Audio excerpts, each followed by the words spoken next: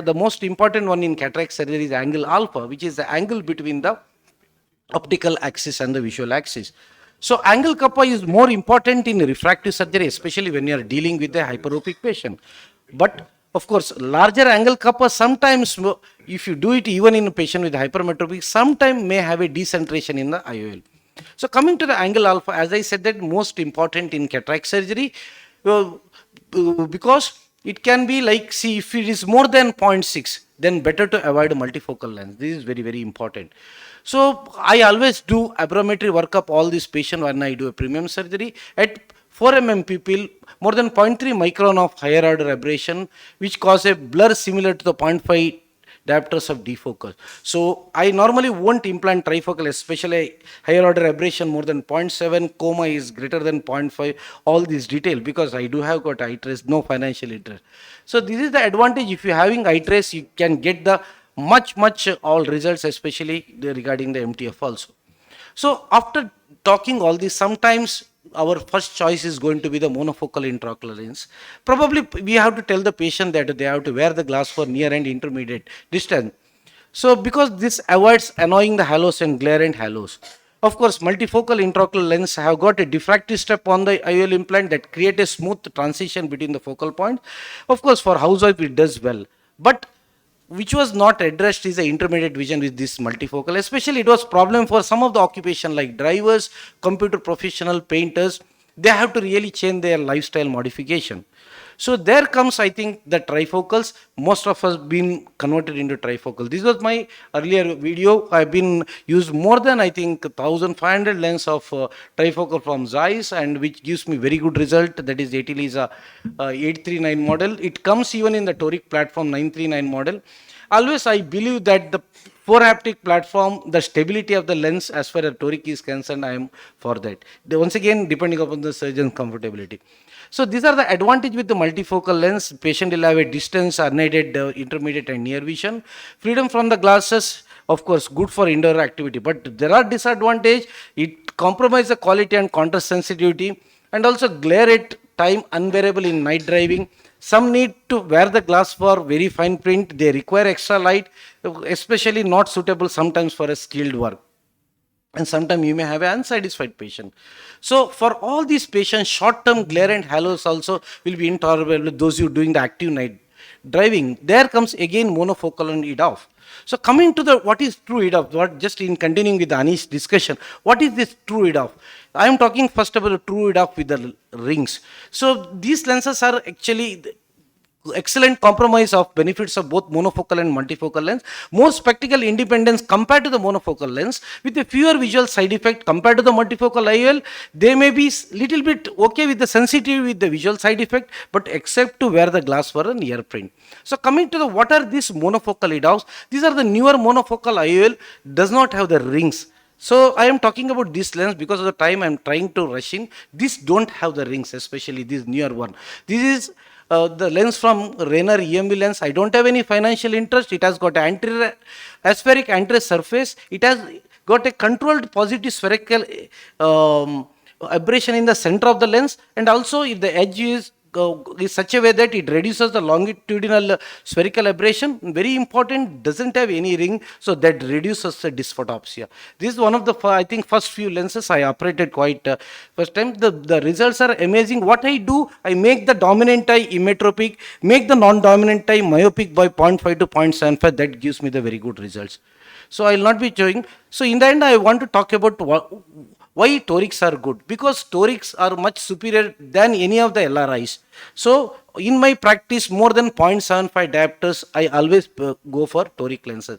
Where you will have problem, because sometimes with the preoperative measurement, sometimes you may have a surgical induced astigmatism, incorrect placement of the IOL, sometimes patient may have a cycle rotation also.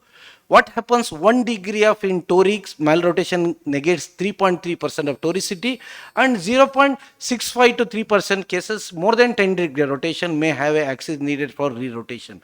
So this is very important. There are different, I do do have got a Callisto system with me that give a fantastic result. I don't have any financial disclosure. But those are starting toric practice also. There are a lot of bubble markers are available. But I do with this something like one of my friend Saurabh Patwardhan toric marker. This is a smartphone gyroscope that gives a equal. We did a study that gives a equal results. How all other even toric app is giving with very good results with this.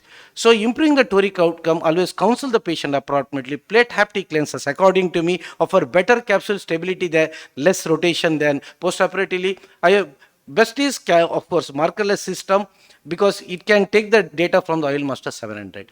So always intraoperative exclusion criteria for premium oil is very important. You need to, if you are having, then you should not put, if you are having a vitreous loss during the surgery, zonal damage, capsular exis, capsular rupture and pupillar trauma during surgery. In conclusion, optimization for toric IOL is very important. Good self-sealing incision, keeping in mind surgical induced astigmatism. 5 mm central round rexis is the key. Complete visco removal and wound hydration is very, very important. Recheck the alignment before removing the speculum. Premium IOLs give a higher spectacle independence and patient satisfaction, give us a recipe of success. Again, I thank all the members of KS and all my seniors for this opportunity. Thank you one and all. Thank you, sir. Thank you. That presentation was really nice. And now we... Any questions? No, sir. Question answer is the last, sir. Okay, thank you. So now we call upon Dr. Sudeep Das for premium IOL implantation in difficult scenario. Sir, it's to you.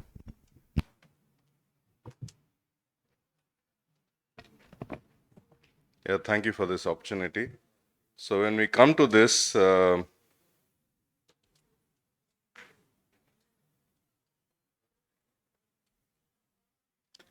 it's basically there are two parts. So one is you might have a complication during surgery which compromises the ability to implant a premium IOL, or there could be an associated disease in the eye, in the retina or cornea, whatever, for which you should not implant a premium IOL. So these are simple things. I'll first deal with the surgical part. So when you have a PCR, remember this is not for premium IOLs for anything. Do not shut off the irrigation. So move from Phaco to irrigation. That is operation 3 to 1. Because we shut the irrigation, the vitreous comes forward, AC collapses, and enlarged PC becomes a lot larger. Then you inject whatever OVD you have at hand. If you have access to a good quality heavy OVD, that makes it better, but inject anything with the non-dominant hand because your Phaco is still in the wound, and then remove the Phaco. And then you decide on what you want to do. So this was a sort of a brown cataract. It was for toric IOL. You can see it's very, very, very brown. And this is many, many years ago. You can make out from the video. So actually, we relax after removing such an IOL. And sometimes the problems are during the irrigation aspiration. So you can see that was a vitreous. So, but I had the sense not to release the irrigation. So there's a small bit of small, almost a round hole in the center. So in this, and almost no cortex. So I decided to inject the toric IOL into the wound. And then I can actually still place it in the correct axis because it's, and there was absolutely no cortex. So this is actually one of the simplest things you can do. And it's not always so simple. So this was a sort of a PPC, known PPC. Again, I'm removing the epinucleus.